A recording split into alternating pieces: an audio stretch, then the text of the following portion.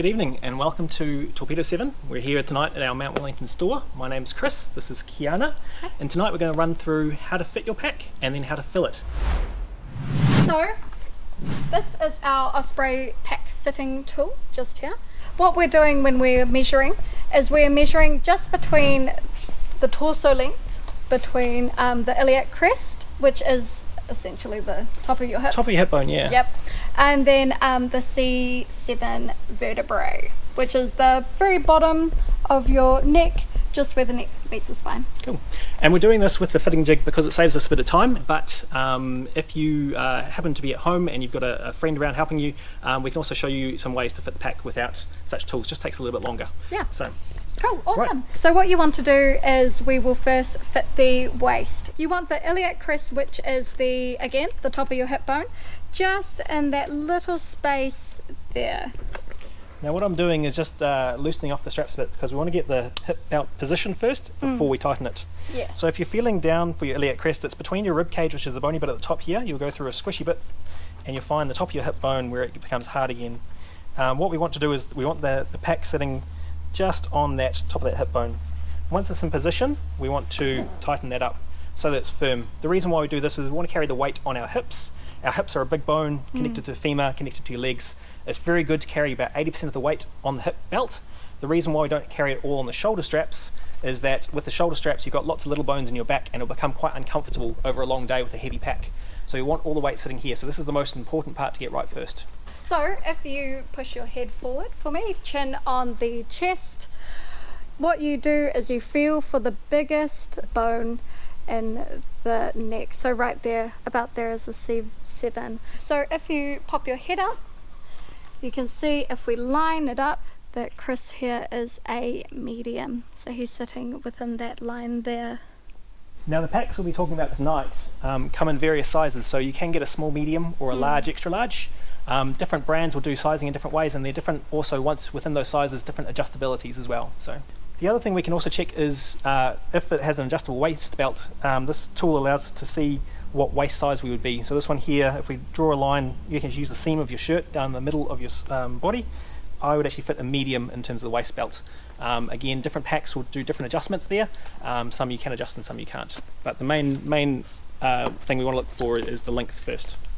So here's a pack.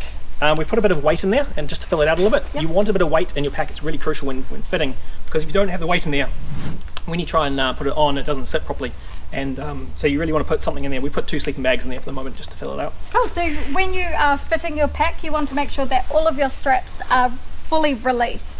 This just gives you the kind of ease of use of being able to tighten and really adjust everything while you go. It's super handy to have somebody help you out as well, especially if you have a little bit more weight in your tramping pack. Makes it a bit easier for them if they hold it up slightly, especially while you're doing up the waist. Cool, so again we want to find that iliac crest, that top of that bony part on your top of your hips. We want the top of the pack just to basically just overlap that. We then want to do up the buckle and tighten it up so it's snug. Just check that it is in the right spot and then cinch really tight. Now again, we're carrying the weight on the hips, so we want that nice and firm. Yep. Not so much you can't breathe, but just so that it's comfortable. So what we will do next is we will do the shoulder straps. So if you want to go ahead and make those nice and comfortable. So majority of your weight is again on the hips, not on the shoulders. We don't want to do them up too tight that it pulls the whole pack up and puts us off position again. So we just want to do them up so they're firm. Perfect. The last thing we can check is these straps here. You do it again, just want to get them taut without pulling. They can help you balance when the pack's fully filled up. Yep. And then just get the sternum strap in the right place. Now, there's a couple of things we can check just to make sure we are looking at the right size pack. First off, you want the sternum strap just about a couple inches below your collarbone. Secondly, we want the straps to come down a few inches beneath my armpit. And actually you'll see there now that actually probably in line with my armpit. So I'd say, just looking at this immediately, I can tell that it's probably a little bit small. But we'll show you a few other key things to check before we change the sizing on it. Yep. But the main thing you want to look for, and you'll need a partner or a good mirror, long mirror to look at this, is actually if I'm standing looking straight ahead. As if you're tramping? You'll tend to notice there's probably a bit of a gap sitting in here. Just in here. I can fit my whole hand in between the back of the pack and Chris's back quite comfortably. So that is a incorrect fit. You don't want any space in between here. We want the pack to really hug you and support you. And again, you're going to transfer the weight a lot better that way. Yep, for sure. So if we whip this off real quick, we can have a look and see what we can do to fix that. So on the Osprey packs, we have a couple of different measurements here and a little toggle. And what we can actually do is either loosen these or tighten these. So this is a small medium. As I said, there's also a large, extra large. This is currently a bit too small for me, so we can lengthen those off. But again, we can go up a size. Now, Osprey recommends that if you're kind of in between two sizes, do probably go on the smaller side, is better. But if you do find that you're getting to the length of the adjustment, you could try on a large, extra large to see if that's going to be any better for you too. So I've just loosened those off. We've gone from this sort of position here up another inch or so to the higher end. And now if we try that on again and repeat those steps. So again, just starting off with that hip belt, getting that in the right position first. Yep. Then tightening it up so it's firm, checking it's in position, and making it Perfect. snug. Nice. So now we want to check the shoulder straps again, get those really tight. You'll see there now if I put my hand in my armpit, the strap comes down pretty much to the bottom of my hand, 2 or 3 inches, which is about right. And again, if you actually look through the back here and try and put your hand through there, it's definitely a lot more snug. Yeah. There's no gap, nowhere to put your hand. The harness is fitting me correctly, so that is the right size for me. I've seen some people out there rocking packs from the 80s and they are not going to be that comfortable, but if they're doing the job and you're happy with them, then why not? But the best benefit is if you grab an up-to-date new pack, you're going to find huge weight savings. So the lighter you can make your pack and your gear, the more comfortable it's going to be to carry. Also just more technical fabrics, more technical fits, better quality ventilation, and all sorts of things that will, a more modern day pack will help with. Other than that, I'd replace my pack when the durability is starting to wear out. If you're finding it's not as waterproof as it used to be or water resistant, if you're finding that it's got holes in it, things like sewings can be undone. Now one benefit with the Osprey is they actually offer a lifetime guarantee. Yeah. So for the lifetime of your pack, and that's your pack, not, it basically means if you have any issues, they will repair or replace it for you. Yes, there is, and it's not just colour. The main thing is actually we want a pack to fit properly, and so they're very adjustable. However, we can generalise a little bit, and women's packs obviously have to account for a slightly different chest shape and size. Also hip waist belt sizing, and also torso length is generally on the shorter side for a woman with longer legs. In saying that, I actually have quite long legs and a short torso. So do come in and get your pack professionally fitted, or again follow our tips tonight to at least get it pretty much there. Yeah. What we might go through now is how to fill a pack. So down here we have a nice selection of gear that I like to tram with. There's actually a lot of my own personal gear, and a few extras. So here we have one of our Torpedo7 backpacks. This is a 55 litre, and this is my sort of chosen size for something that I'm doing an overnight with, where I'm also carrying a tent, reasonable amount of food and gear, bit of survival equipment. So when you're packing a pack, the main things to remember are definitely have the heaviest to the back. So this is honestly most of the time I would say bladders are usually really heavy, because obviously what is it, 1 litre of water equals 1 kg. Yep. So the more water you're carrying, the heavier it's going to be. Luckily with bladders and with a lot of our packs as well, they actually have those hydration little pockets in the back. So your bladders and water will sit against your spine anyways. You also really want things like your sleeping bag right at the bottom. It provides a really great base to kind of build up on, and as well you don't use it throughout the day. So it also means if you put something like a sleeping bag, which is reasonably heavy but not crazy heavy at the bottom, the next part is the heaviest products like your cookers, pots, pans, that sort of thing, and they're going to be right against your back, and if you can put them closer to the back, they're closer to your centre of gravity, so they're not going to be pulling you backwards or pushing you forwards, so you're going to be a lot more comfortable with the weight sitting there. So medium weight items at the bottom, heavy weight by the lower back, medium weight and towards the lighter weight at the top. Liners are always really good to use, or dry bags. Most packs are water resistant. You'll find that the fabrics themselves will be potentially waterproof with a silicone or urethane coating on the back of them. The downfall is as these get damaged by trees and things like that, you'll find they'll lose waterproofness. Also, you've got this big dirty great hole on top of it and rain falling from the sky. So it's very hard to get a pack that's going to be, even with a lid, going to be 100% waterproof. for sure. Most packs these days do come with a rain cover. This one here is built into the bottom, Osprey's is built into the top. They are removable if you don't want to carry the weight, but they are just elasticated and they slip on over the backpack to keep it dry when it's raining. starting with the sleeping bag first. So here's one of our down sleeping bags. I've got a sleeping bag liner in there. One of the various easiest ways to warm your sleeping bag up is to add a liner. Also keeps your down working better for longer. So we'll put that in the bottom. Next thing we're going to do is put in probably the biggest or the heaviest items. Probably starting with the bladder, so we can get that in the pockets first. Key tip, if you're filling up a bladder, make sure you put your bladder in before you pack everything else, because you can't slip it down the back once your pack's full. So definitely put it in either second or even first, just to make sure that you actually get it in there. You don't want to unpack and then have to repack again. Definitely. So what's nice about these packs here is they have a little bladder holder, so it just hooks onto the top of the bladder there, and then a little pocket on the inside where it can be hidden away so it's not bouncing around and getting in the way. So that just slots into that pocket there. We put the bladder in there and it's nice and full, or could be. And also, again, most of the packs have a little porting thing so you can actually have the bladder hose come out the side of the pack. Next thing we probably want to do is have the largest and heaviest things, so probably the tent next, if I'm taking a tent. This is a nice little lightweight, 1.8 kg I think they are, 2-person tent. Once we've got the tent in there, we want to pack the next heaviest things, so cooker. This is my chosen cooker. These are really cool. These are actually a stove system, so these are kind of your all-in-one. You've got a cup at the bottom, so you don't have to carry an extra cup. This one actually has an inbuilt or a separate accessory you can buy separately, which is a little coffee press if you really like your coffee. And inside the actual pot, for maximum efficiency of space, you've got your gas canister, your stove, your fire steel, and your pot support. So that all fits inside there. So next thing is the clothing. So here is a nice little dry bag. It's got my long sleeve thermals, my long johns, my t-shirts, my underwear, my socks, beanie, gloves, basically head to toe thermals. Benefit with using lots of layers, like merino. Merino itself is also antibacterial, won't smell if you have to wear it for 2 or 3 days. Yeah. You might not necessarily want to take a t-shirt for every day of the week, although it's always recommended to change your underwear and your socks. Keep your feet nice and happy on long trips. But lightweight layers, you can put multiple layers on if you're getting cold, or take layers off if you're getting too hot. So in there is everything I need for a good weekend and an extra change just in case. And that would go in my other side.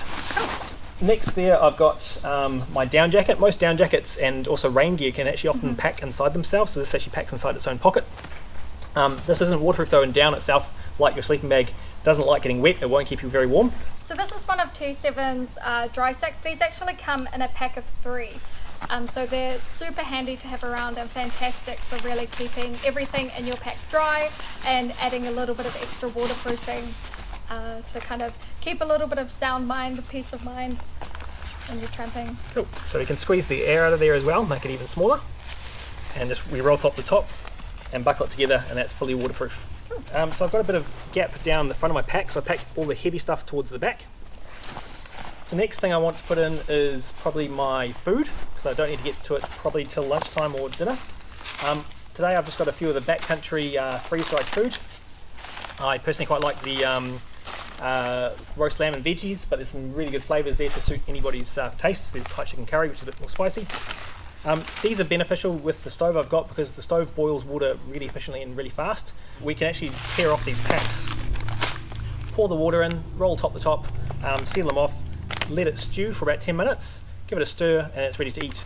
We can then actually tear them off, and you don't need to carry, you'll notice I haven't got any plates or bowls. I've got the cup on the bottom of my stove, and this becomes my bowl. I eat straight out of the packet. You can also use your sporks or whatever to actually hold the lid closed as well when they're cooking.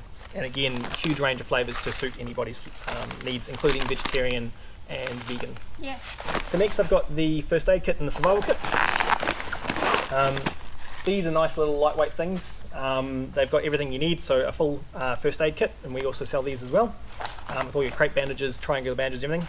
I've got a little survival kit here where I've got things like a survival blanket, shoelaces, cable ties are really handy.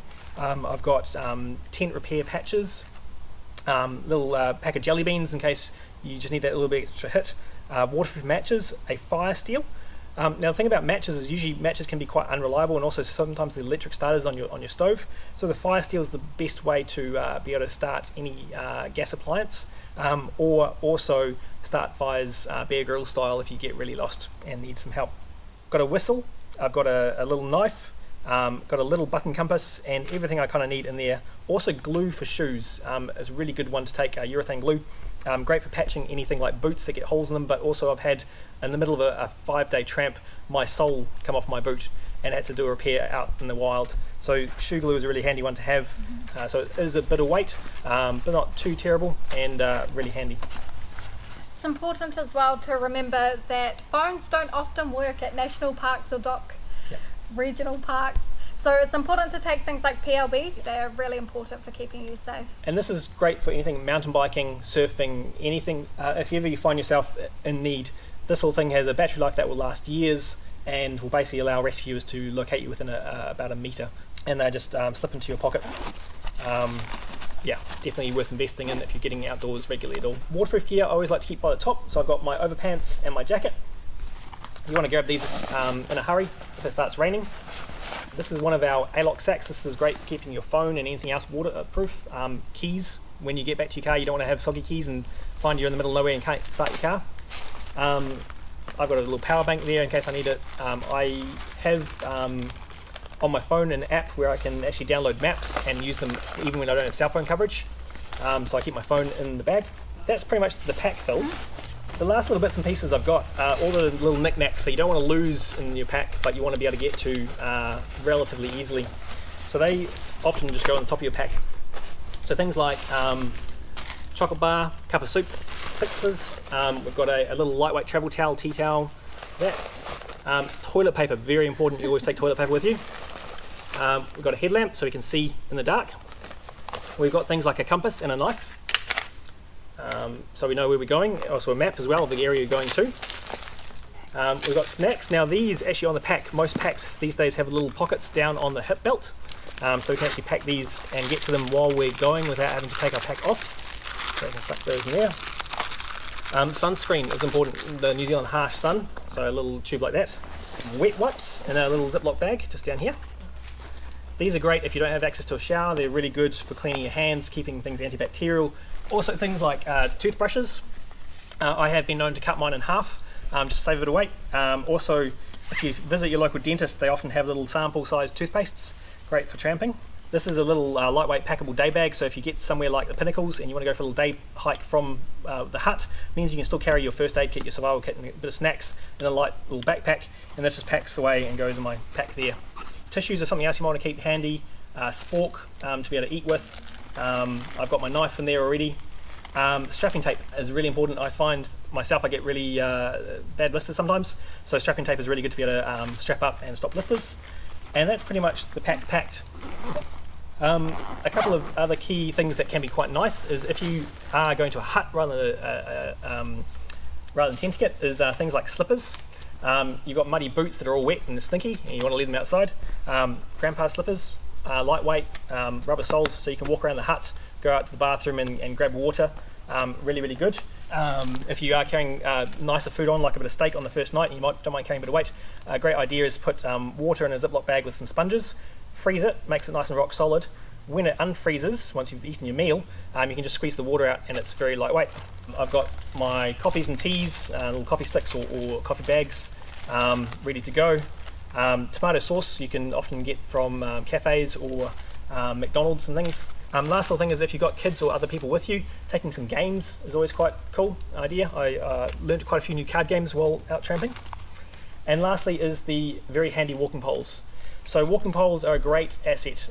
Benefit is with them is you can use them to save your knees on the descent, help you climb on the ascent, helps broaden your shoulders and actually open your chest to breathe better when you're hiking up hills. They slip onto your hand, so you actually slip your hand through them and they can help carry the weight. They are adjustable in height, so you adjust them to your size, and they stick onto the outside of your pack. Now different packs do it differently.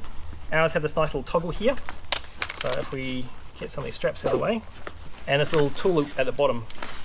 And so all you do is probably stick the ends in. Often they have a little cutout for the other pole if you've got a pair, so they stick in nice next to each other. And then this little toggle can actually go around itself. Cool, so I think that pretty much wraps us up, guys. Thanks for tuning in. See you out there.